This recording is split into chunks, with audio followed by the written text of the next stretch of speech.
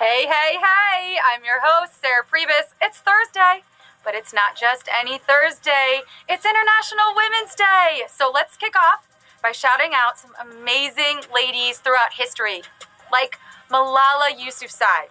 Malala has dedicated her life to advocate for women's education worldwide. Oh, and she's also the youngest Nobel laureate ever. Not too shabby for a 20-year-old. More props, real quick, to Dr. Jane Goodall, primatologist, anthropologist, and from chimpanzee to chimpanzee, a total boss. Finally, you gotta give it up to NASA astronaut Peggy Whitson. Peggy spent the most time in space of any American astronaut. She's out of this world, literally. But as for the rest of us, back here on Earth, we've got a game to play. I know. There are 721,235 of you here. Yes, 724,911 of you live, ready to compete against each other for total trivia dominance. You're going to have to answer 12 questions with 10 seconds. If you get them all right, you win today's prize, $2,500. $2,500? That's a lot of money. I don't know, maybe it's too much. Should we make it smaller? Should we? I'm just kidding. I'm on your side here. Here we go. Q1. What are omelets made out of? Apps, eggs, or imps? Did you have your healthy breakfast this morning?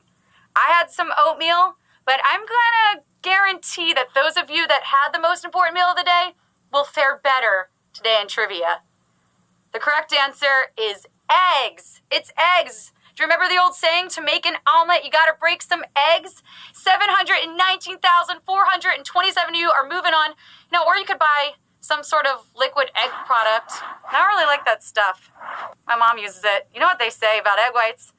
Can't take a yolk. Q2. Which of these is a form of precipitation? Male, fail, or hail? Precipitation. Something we've been seeing a lot of here in New York City. Although they called for it yesterday and we didn't really get too much. Oh, that lousy March weather. My hair. Correct answer is hail. It's hail.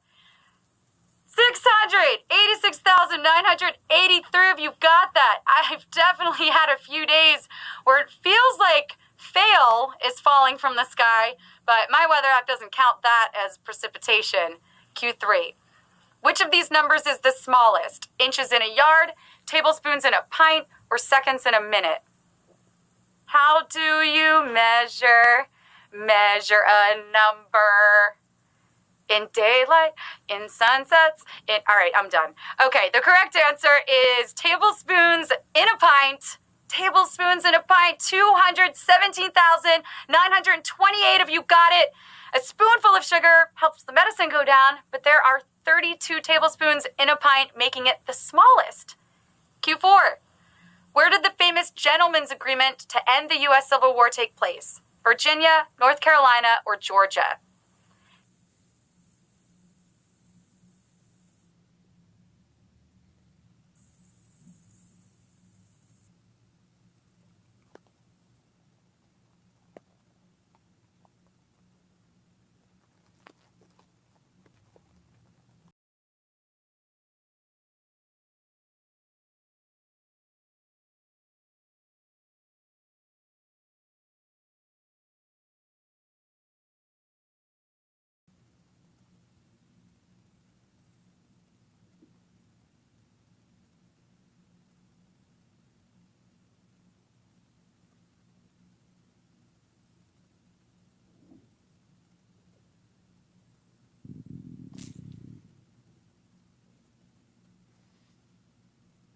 A vexillophile, it's someone who studies flags. It's a flag studier. 11,927, got it. Our first savage question of the day. We have 11,927 of you defying savagery on Q6. So a vexillophile, they study flags. You might actually be able to say that a vexillophile is the original flag daddy. Yeah? Let your HQD flag fly with me to Q7. The early computer program OXO played what game? Tic-tac-toe, Minesweeper, or checkers? OXO, Gossip Girl. Also, the way that I sign off on my emails, actually, I just write X's. Those are hugs, right? No? I've been kissing everyone? Correct answer is tic-tac-toe. Did the title tip you off? 7,183 of you got that. You weren't tipped off. Way back in 1952, A.S. Douglas programmed OXO, which made it one of the first computer games to use graphics. Q8. Which of these nations does not lie on the Gulf of Bothnia? Sweden, Finland, or Estonia? Break out those maps. Also, I see you in the chat. I see you. No, I didn't make a mistake. It's not Bosnia. It's Bothnia. The correct answer is Estonia. It's Estonia. And 4,363 of you got it. The Gulf in question is right in the heart of Fennoscandia, which is bounded on the west by Sweden and on the east by Finland. Estonia is not invited. Q9. In the mid-70s, who became Saturday Night Live's first ever musical guest? Paul Simon, Billy Preston, or Nitty Gritty Dirt Band?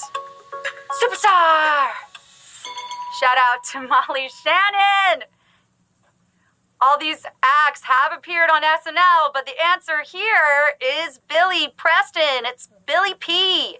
is the correct answer. And 1,231 of you got that. Another savage question on Q9, but we have 1,231 of you still in the game. And, HQ Matata for the rest of you. It's all right. There are going to be more games. Stay and watch some people win. Janice Ian was on the same show, but Billy Preston was the first musical guest to perform when he ripped into Nothing from Nothing. Q10. Thomas Edison once set up a company to build affordable housing made out of what? Concrete, rubber, or plastic foam? Affordable housing. Obviously something we don't know much about here in New York City. The rent is too damn high, but not for me. I actually have a rent-stabilized apartment. The correct answer is concrete. Edison had a cement plant. 594 of you got that. So yeah, he thought a single pour into a mold would be great for mass-producing housing. I get it. Concrete is a sustainable building material. It's actually good for the environment. I like where his head was at. Q11. The most common English word that ends in MT is closely tied to which activity? Eating, bathing, or sleeping. Oh, I love doing all three of these things, sometimes at the same time, which is a little dangerous. I know, I'll be careful. The correct answer is sleeping. We got some people awake here. 220 of you knew that. The most common English word that ends in MT is dreamt, which of course is tied to sleeping. Why this past tense verb didn't get the standard ED ending, I can't really tell you. But if hosting HQ is a dream, please don't wake me up. And this is it. The final question. You aren't living a dream right now. You're very much alive. You've made it through 11 trivia questions, ranging from easy to hard, and we're at Q12. When the world's oldest subway system opened, which was one of the stations? Farringdon Street, Union Square, or Porte de Besson? 14th Street, Union Square is right here in New York City.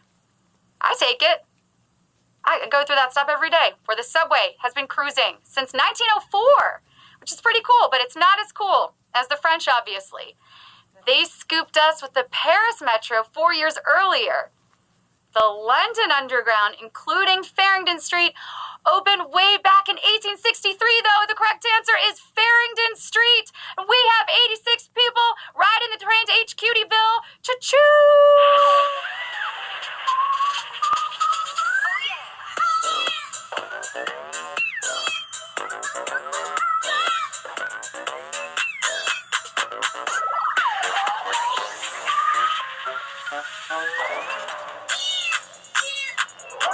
Yes! Congratulations to our 86 winners, taking home $29.07. That 7 cents is very important.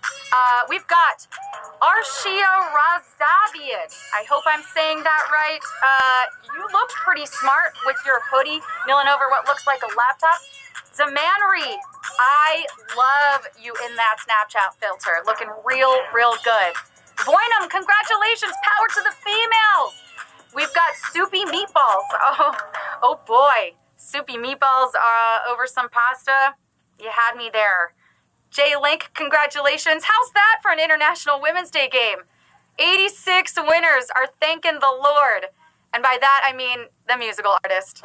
HQ will be back tonight at 9 p.m. Eastern, 6 p.m. Pacific with another $2,500 game. I'm Sarah Pribis. Hit me up with some of your favorite female pioneers and bosses throughout history. Maybe I'll mention them tonight. I'm still looking for some inspiration. See you later. Girl power!